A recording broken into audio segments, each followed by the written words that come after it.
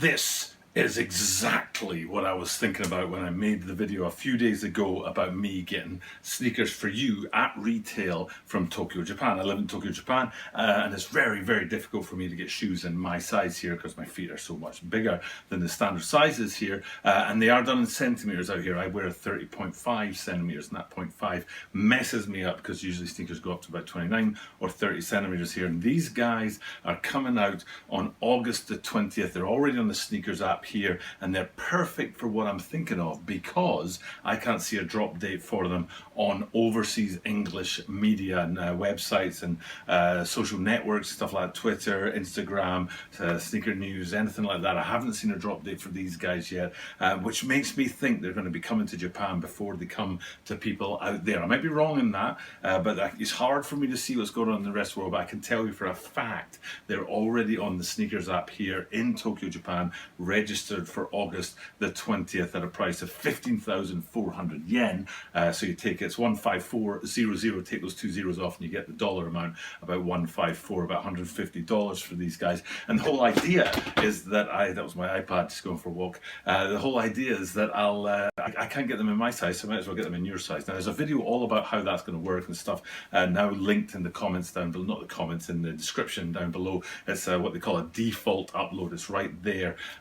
Every single video explaining why that's happening, so I don't have to waste time in videos doing it. So this is perfect though, absolutely perfect for me. I'm thinking that these guys are dropping here before anywhere else in the world. People are going to want them, not coming in my size. Might as well, pay it forward and give them out to someone in the world. So let's talk about them. Let's explain why they're worth, your interest. If you're already knowledgeable about them and thinking, man, if that guy can get me these guys for retail, thank you very much, because it's a shoe I'm interested in, great. But if you're not, if you don't know what's going on with these guys, and you're like, I'd like to know more before I actually think about getting into these guys, and this is exactly the kind of video for you, because we're shooting this on August I want to say the 9th, the night of August the 9th, and like I said, the drop is August the 20th in 11 days time, but the video will probably go up on YouTube on about August the 13th, 1 week before the drop date. Perfect for what I'm trying to do at this channel, early information about upcoming releases so you guys can know what's coming around the corner. And what we're talking about today is two Dunk highs, which isn't unusual in this era because we've had an absolutely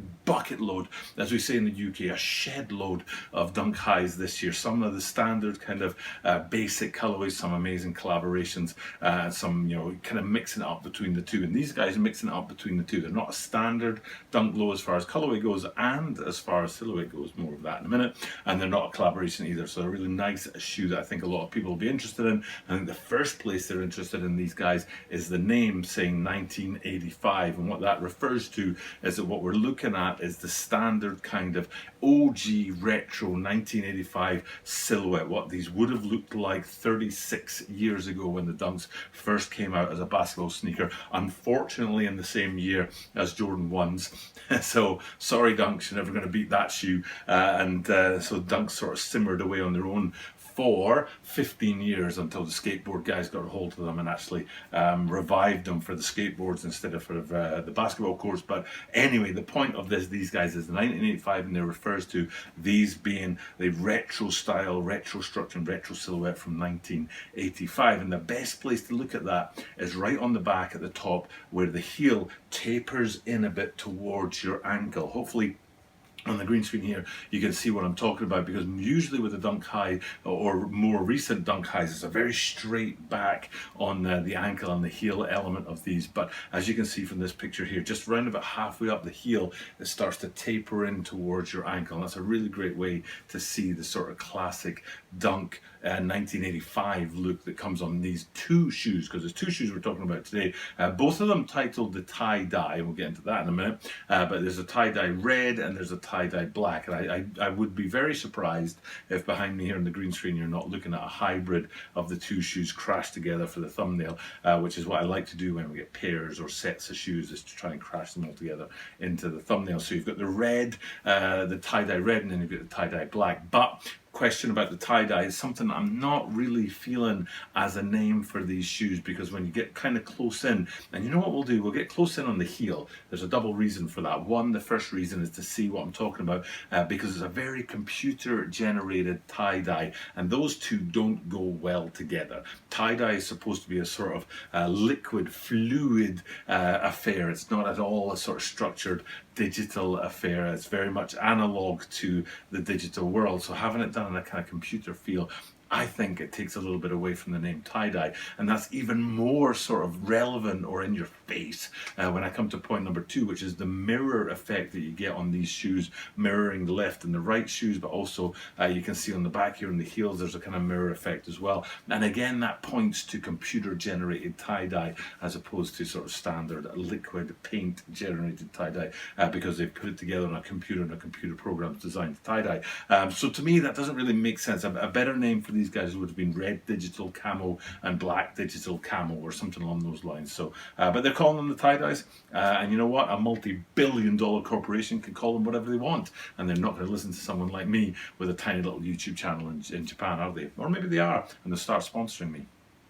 But that little dream aside, let's get into some more of these shoes and have a look at the detailing on there. One of the important things is not the tie-dye, but it's what goes underneath that, and the base of the shoe, and it's especially important when you look at the black ones who sport an almost sail base to their shoe, and then if you go across to the red ones, it's more of a gunmetal grey base to the shoe. And it's this going back to the black ones with the sail, it's a bit more creamy than sail. I don't think we can say it's actually pure sail, but the reason why I like that is because if you drop down onto the midsole, you can see the midsoles are done in a very sort of sail feel, that kind of weathered and aged feel. It definitely goes with the 1985s, and if we jump back across the reds, you'll see it's equally a weathered, aged sail feel to the midsole on those guys. And then we get to the outsoles, and both of them are absolutely fire. I love both of them because they're just a little bit off sync, out of sync, a little bit off kilter, but not quite a pure color.